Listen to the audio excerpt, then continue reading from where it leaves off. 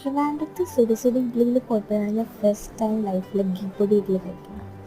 അപ്പം തന്നെ ഞാൻ വിചാരിച്ചു എപ്പോഴെങ്കിലും ഒന്ന് വീട്ടിൽ ട്രൈ ചെയ്യണം. അപ്പം അങ്ങനെ ഇരിക്കുമ്പോഴാണ് ഇങ്ങനെ കറക്റ്റായിട്ട് വീട്ടിൽ മാവൊക്കെ ഉണ്ടായിരുന്നു, ബട്ട് ആ പൊടി ഉണ്ടായില്ല. അപ്പം ഞാൻ യൂട്യൂബൊക്കെ നോക്കിയിട്ട് എൻ്റെ ഒരു സ്റ്റൈലിൽ ഞാൻ ആ പൊടി ഉണ്ടാക്കി. അത് ലൈക്ക് ഉഴുന്ന് പരിപ്പ്, കടലപ്പരിപ്പ്, വറ്റൽമുളക്, പുളി, ഉപ്പ്, കുരുമുളക്, കറിവേപ്പില എല്ലാം കൂടെ നന്നായി റോസ്റ്റ് ചെയ്തിട്ട് ഞാൻ പൊടിച്ചെടുത്തു.